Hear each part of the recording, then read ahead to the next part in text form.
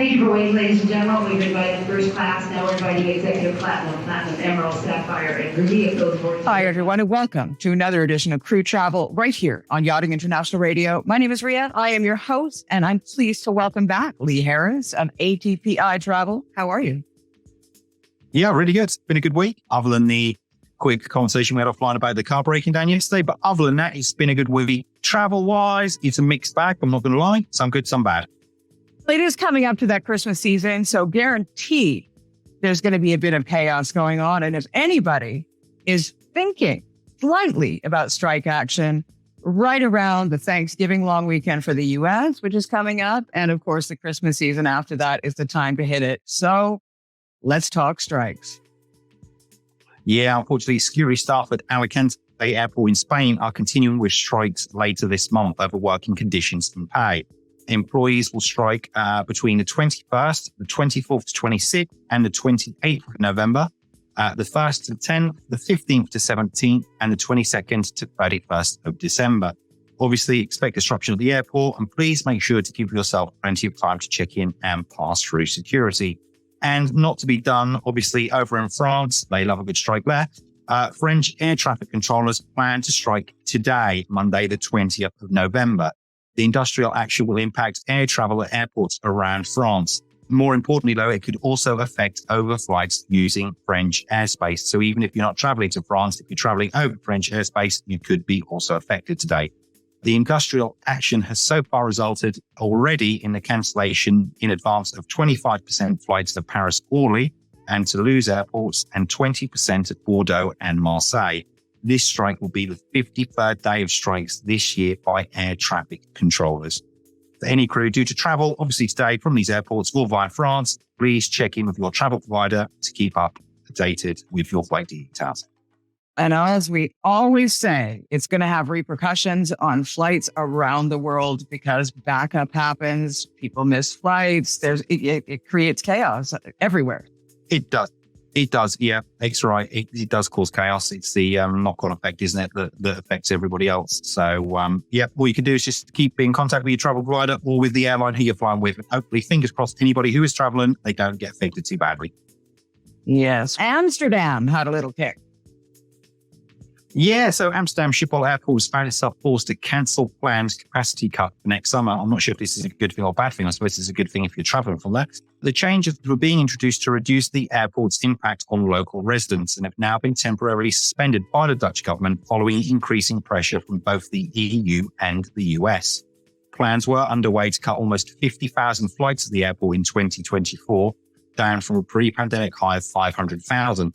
KLM would have been by far the most affected airline, but the impacts were wider reaching too. For example, earlier this month, JetBlue revealed that it was cancelling its Amsterdam services from both New York and Boston. It still remains to be seen if the US carrier will now reinstate the routes. With the planned capacity cut now temporarily suspended, Amsterdam Schiphol Airport will instead focus on other ways to support and promote the continued well-being of local residents. These include a night closure and the banning of both private jets and the noisiest aircrafts. Wow. So they're going ahead with the banning of private jets. They are indeed. Yep, that's still in place at the moment. It could change, just like their planned capacity cut. But at the moment, yep, they're still going ahead. We'll see if it happens. I found in this world, in my few short years on the face of it, that the more money you have, the louder your voice is heard. Indeed, you can make problems disappear. Yes, very easily. Heading over to Iceland and their volcano. Indeed, yeah, this could have a wide-reaching effect on travel, couldn't it? Travelers have been advised to be prepared for a cascade of flight cancellations and delays if Iceland experiences an imminent volcanic eruption. However, weather experts believe the impact will not be severe as the 2010 ash cloud crisis, which forced the cancellation of about 100,000 flights throughout Europe, leaving 10 million passengers stranded when a volcano erupted.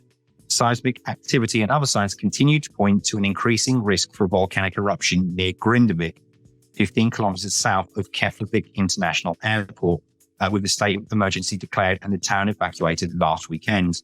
Now, the Icelandic Meteorological Office said last week that the size and intensity of seismic activity in the region is decreasing, for the Volcanic as an assessment in and around Grindavik has been unchanged thus far. Almost 700,000 passengers were handled by Keflavik Airport in October as Iceland continues to attract greater numbers of travellers. Flights are still arriving and departing as normal at the moment. Meteorologists, though, do caution that there is a real possibility, for a potential impact to air travel over the coming weeks. It's interesting how travel is really shifting. We're seeing a lot more travelers looking for adventure and experience. It's not so much the resorts on a beautiful island where you can eat the food you eat back home and sit on the beach and swim in the swimming pool anymore. It's real. We want to see the world. We want to know what the world is made of kind of travel. Yeah, which I think is great, to be honest with you. I love the idea of a visit to somewhere that you would never imagine to go before. That sounds perfect to me, to be honest with you. I don't know why you'd want to travel from one place doing one thing to go somewhere else. All right, maybe slightly hotter, but doing exactly the same thing. That makes no sense to me whatsoever. But it's the same as well, isn't it? If I go on social media, a lot of the posts now, especially with regards to the yachting industry, is about expedition yachts. So it's quite a wide-reaching thing, this whole new, whether it be that you've got millions that you can have an expedition yacht, or whether you're just traveling on a budget and you're going to go to Iceland instead of, I don't know, somewhere else where you can lay on a beach. So yeah, it does. It certainly seems that people have broadened their horizons for travel, that's for sure. Yeah, we are seeing in Canada anyway, a large sort of interest for British Columbia area and the Northwest Passage. There's more and more people that are expressing that interest. And on one hand, it's good to see. And on the other hand, you worry about it too, what kind of impact it will have on those pristine places that have never been traveled before. Yes. Yeah, very true. Yeah. As long as people are responsible, I guess. Yeah. And the top 5 most punctual airlines in the world. I've got to hear this. Yeah. So as one of the most important factors for crew traveling is to get to the yacht as quickly as possible without any delays. Not just yacht crews. It's basically anybody who's going on holiday as well. Delays could potentially be a major issue, though, dependent on whether the yacht is moving location or getting ready for charter. With that in mind, the top 5 airlines for punctuality have been released for October. So if you do have crew traveling over the next month and it's vitally important that they arrive on time, you may want to consider one of the following. So at number 5 was Aero Mexico with an 86% on-time arrival record for October. That's from 17,000 total flights. Number 4 was United Airlines with an on-time arrival record of 86.3%. This from a total of 132,000 flights. Number 3, Qatar Airways, who arrived on time 87.5% of the time from 16,000 flights. And then coming in, it runs up, which surprised me, I've got to say, spotted Avianca, the Colombian carrier. He managed to arrive on time 88.7% of the time. And the most on-time airline in the world for October was Delta Airlines, with a very impressive 91% of flights arriving on time. And that also is from a whopping total of 141,000 flights. So very impressive indeed from them. It is interesting to know, no European carriers made the top 5 last month. In fact, Iberia were the highest place, coming in at 9th place. And the good news, obviously, from this list is for crew traveling for the Caribbean season, which is coming up, is that all the top 5 have flights into and out of the Caribbean, or connecting flights onwards to the US. So it is good news in that respect for anyone traveling for the Caribbean season. And I'm actually shocked because half Colombia and Mexico, they're pretty laid back people. And the Spanish speaking people actually in general are pretty chilled out people. If you're half an hour late, you're actually early. And so for them to be in the top 5, kudos. Yeah, I know. I've got to say, the list did surprise me. I expected Qatar to be there. They're normally pretty good. So I expected those to be there. The US carriers there, yeah, I wouldn't be not totally surprised that they're there. But yeah, the Colombian carriers, Mexican carriers, and only one European carrier in the top 10 did surprise me quite a bit, I've got to say. I'm pretty disgusted with my country. So I have to say. Unfortunately, where it can. Canada, get it together. Right? Anyway, moving on. Crew questions. Yeah, this is a bit different, I've got to say. It's a question I've never been asked before. Roman has asked whether e-cigarettes are allowed to be taken on board flights. Roman, firstly, I'd just like to say, I'm not really sure about e-cigarettes, in all honesty, mate. But if that's what you're into, good on you. You go for it. First, I'm not going to lie. I had to look this up.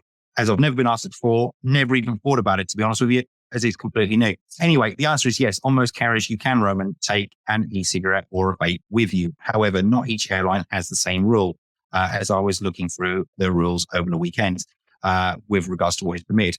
For instance, the TSA in the United States advises that vapes are only allowed to be taken as cabin baggage and cannot be checked in. Furthermore, TSA noted that lithium-ion battery must not exceed a watt per hour rating of 100. I have no idea what that means. Or for lithium metal batteries, the lithium content of 2 grams. Again, I have no idea what that means. I'm hoping, Roman, you know what that means and you can follow the rules. The one thing, though, that is unanimous is that e-cigarettes, although okay to transport on flights, cannot be used at any time whilst on board the flight. And that goes across the board, every airline in the world. You cannot smoke an e-cigarette or a vape whilst you're on the plane. But you can carry them. I think back in 2014, 2015, when they first came out, you could smoke on the plane. You could smoke anywhere. The vape thingies, e-vapes or whatever. I think it took them about 2 years. And then you couldn't. There's specific areas. And actually, it's interesting because in Canada, you have smoking areas. So you have tobacco smoking areas and e-vape smoking areas combined. And then you have marijuana smoking areas. Okay. It's the strangest thing. I went back in 2018 and to go into Vancouver Airport and see all these, literally, they've got the sign with the marijuana leaf on it and it's all roped off. And that's where you can go and smoke your joint and off you go. Everyone's nice and relaxed when they go on their flight. That's why Canada didn't make it in the top 5 this year. Maybe. They've all been hanging around that corner a little bit too much, haven't they? Even the pilots, by the sound of it. The only thing I would say, actually, when I was doing a research for this, with regards to this, Roman, actually, thank you for the question, because it was a question I've never been asked before. But I was amazed to read so many news stories with regards to the lithium batteries or the iron batteries.